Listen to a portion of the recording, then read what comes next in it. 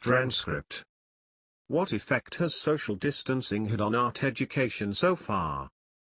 I think it's exposed some of its flaws, undermined some principles perhaps, but it's also been a chance for us to think a bit and reflect on everything.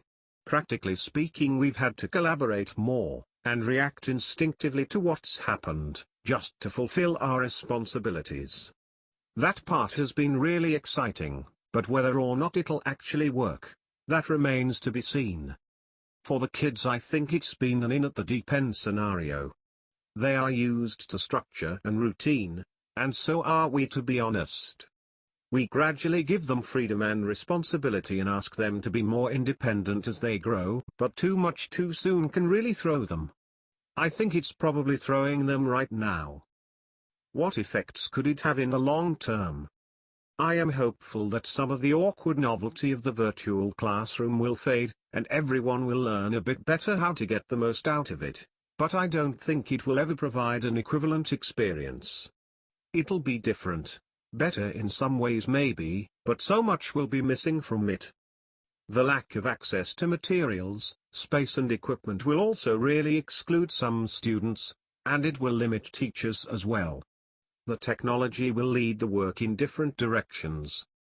Will it have an impact on how students are assessed? Well, yes. I hope that what has happened encourages us to think and speak differently about exams, grades, testing and assessment. All that stuff should be way down the agenda for students. It's more of an instinct or observation and not an informed understanding, but I do feel students get very little educational benefit from being fully let in on their assessment. It's vital for teachers, practically speaking, and it provides a structure which is useful, but I don't think it's an effective tool for teaching and learning, at all.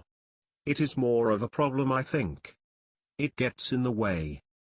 If education is not about passing exams and gaining qualifications, then what is it about?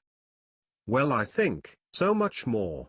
I always say this, even if you remove the academic content, the skills and the knowledge, etc., there is huge value in just getting people together and sharing experiences, socializing, being around others. I try to say this to my students fairly regularly, but when I do, I can tell they think I've lost the plot, because they are so used to the system we have. Education is a practical way of putting people on a path that suits them, but we're teaching people to know themselves, and get a sense of their potential. That's what matters. And in art, how does everything work without the end goal of a qualification?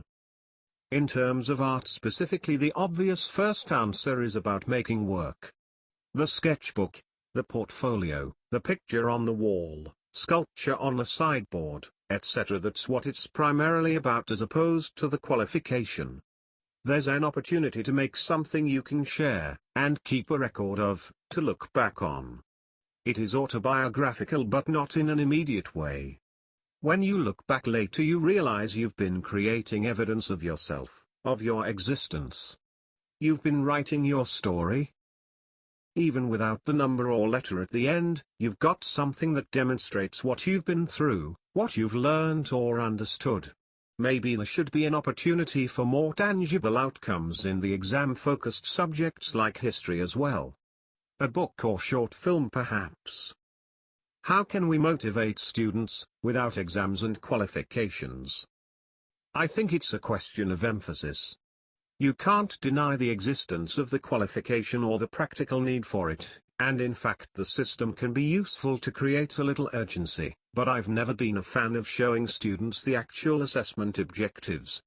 I know that will sound outrageous, but I've found it just creates a box-ticking scenario, and that it leads students away from what should really be motivating them. It does help keep things objective, but it doesn't seem as if it's for them. It's for us teachers.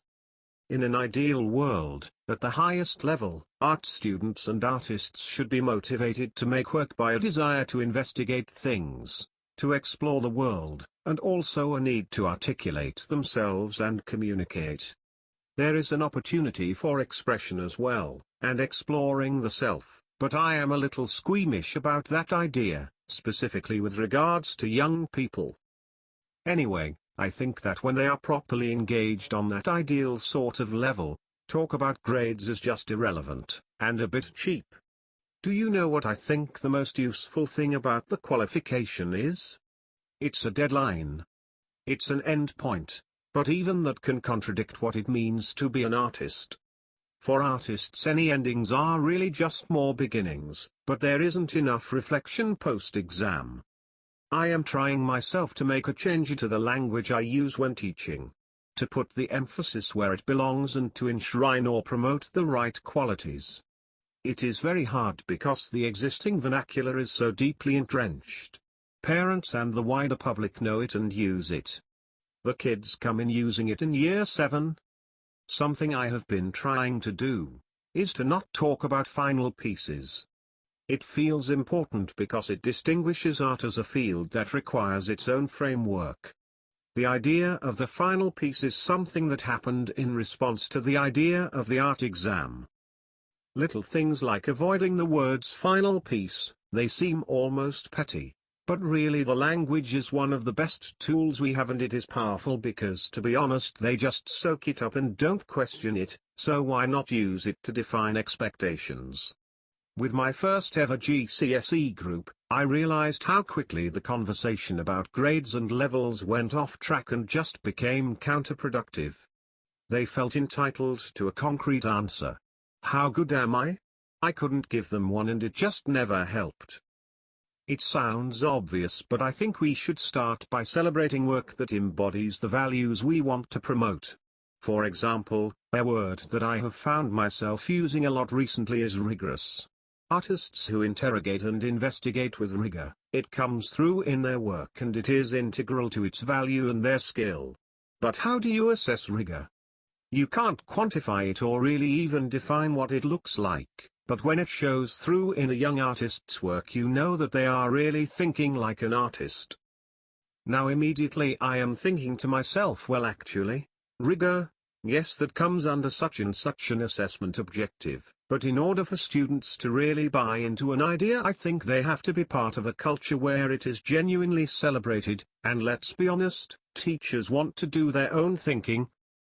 It has to be organic in order for there to be some force behind it.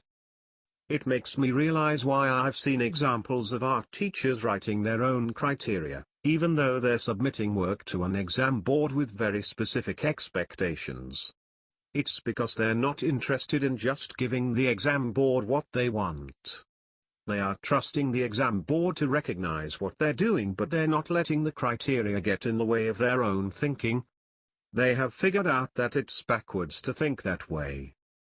How could teachers objectively assess and provide feedback for students without exams and qualifications?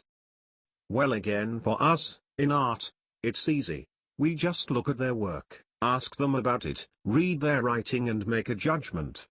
The judgment could be a grade or a piece of paper, or not, but an exam isn't strictly necessary for the purposes of assessment. An environment where sustained effort is possible. That is really useful for most students, but the idea of an exam in the traditional sense and the perception of it as a finale are not. Art teachers can separate what matters from what doesn't without having everyone produce one huge piece of work at the same time under identical conditions. What we're looking for is their ideas, but it's specifically how they're managed, not necessarily their quality or quantity at any point. It's how they're nurtured, maintained, developed. That sort of thing. That only comes from looking at the whole body of work. Does the cancellation of exams mean that students' efforts have been for nothing? I would argue no. Emphatically no. As long as they don't quit now, or destroy their work. The major disadvantage is of course their lack of access to support and to facilities. But if they can find a way to make work at home, with virtual support, the negative impact on their work could be pretty small, and it doesn't affect what they've achieved already. I am really worried that if this generation of young artists accept the idea that without an exam, a final piece or an assessment their work is invalid, their belief in the importance of art could be really damaged, and gaining